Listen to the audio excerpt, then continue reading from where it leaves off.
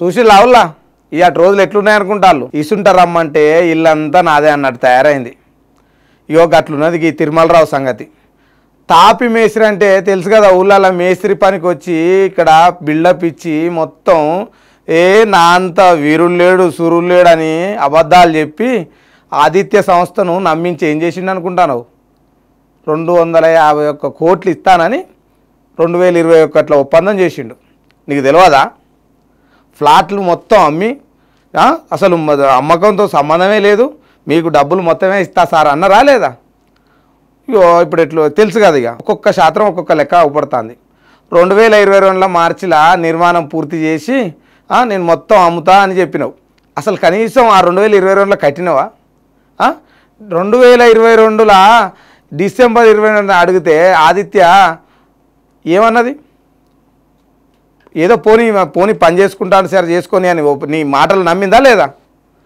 మళ్ళీ ఈసారి కూడా నిర్మాణం చేసి మళ్ళీ మంచిగా చేస్తా, మళ్ళీ ఇల్లు కడతా అని చెప్పి మళ్ళీ టైం కడతా అని చెప్పి మళ్ళీ కట్టినావా? కట్టలే. మళ్ళీ అన్నీ అదే మాయ మాటలు.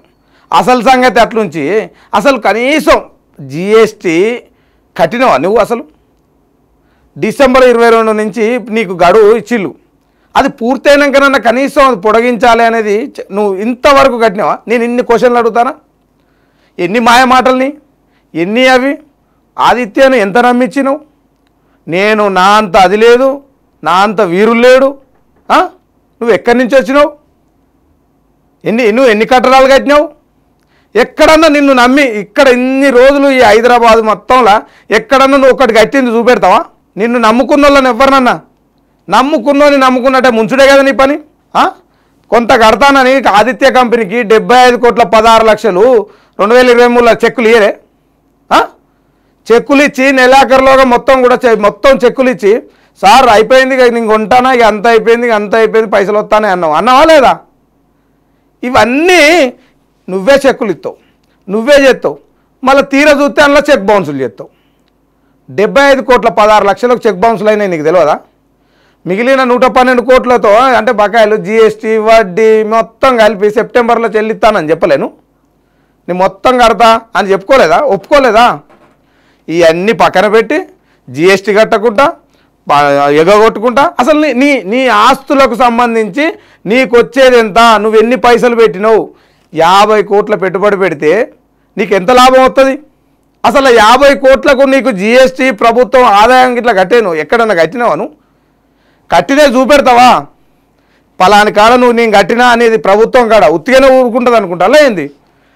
తిరుమలరావు నువ్వు చేసిన మోసాలు ఇక ఎవ్వరు ఆపినా ఆగాయి, నువ్వు జైలుకు పోడు ఖాయం. ఎందుకంటే నీ మీద కోర్టు కేసులే డైరెక్ట్ ఎన్ని కేసులు అయినాయి నీ మీద? అబద్ధాలు చెప్పుకుంటా పోతే ఎన్ని కేసులు అయినాయి? ఇవాళ నువ్వే మళ్ళా నాకు ఆదిత్య పైసలు ఇవ్వాలని బయటికి పోయి చెప్తావు. నీకు పెద్ద మనుషులు తెలుసు అంటావు, ఇదంటావు. మరి ఒక్క మాట మీద ఉన్నావా? ఇగో మీరు చూడు, ఇప్పుడు ఇదంతా ఎందుకని కూడా జిఎస్టీ కూడా కడతానని ప్రాజెక్టు ఫైనాన్స్ కూడా బ్యాంకులకు కట్టాల్సిన వడ్డీ కూడా ఎవరు కట్టిళ్ళు? ఆదిత్య కట్టలేదా?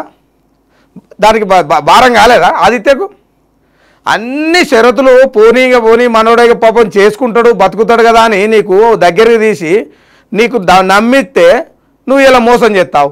జిఎస్టీ వడ్డీ చెల్లిస్తానని ఎన్నిసార్లు నువ్వు చెప్పినావు?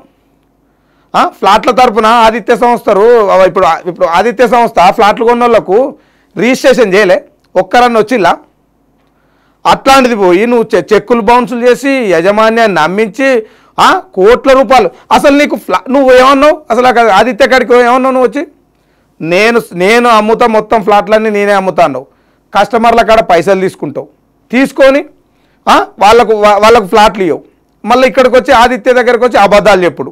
వాళ్ళకాడ డబ్బులు తీసుకున్నారని చెప్తే అయినా పోనీ అనుకొని వాళ్ళందరికీ కూడా రిజిస్ట్రేషన్ చేసిందా లేదా?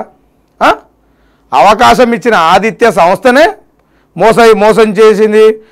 చెల్లని చెక్కులు నువ్వు చెల్లని చెక్కులు ఇచ్చి ఇంకా నువ్వే నేను ఆదిత్య సంస్థ తప్పులు చేసింది అంటావు. ఒక్కటన్నా నీ నోట్లకెళ్ళి నిజం వస్తుందా? చేసేటి అన్ని లంగ పనులు ఇంకా ఆదిత్య మీదే మాట్లాడతావు. సుశీల్ లావులా ఇట్లనే ఉంటుంది. ఇగో ఇప్పుడు అటు రోజులు నమ్మేటట్టు లేవు, ఏం చెప్తావు మరి? తల్లుపాలు తాగి రొమ్ము గుద్దే తిరుమలరావు ఈ ప్రశ్నలకు ఒక్కటి ఇప్పుడు నేను చెప్పినా కదా, ఇన్ని ప్రశ్నలల్లో నువ్వు ఒక్కటైనా నీకు నిరూపించు, నీకు దమ్ముంటే. నువ్వు సంస్థ మీద బురద జల్లడం పక్కన పెట్టి సంస్థ ఇది నాకు డబ్బులు ఇవ్వాలని మళ్ళీ నువ్వే చెప్పడా? ఇది ఉన్నా అదిలే ఎక్కడన్నా కథ.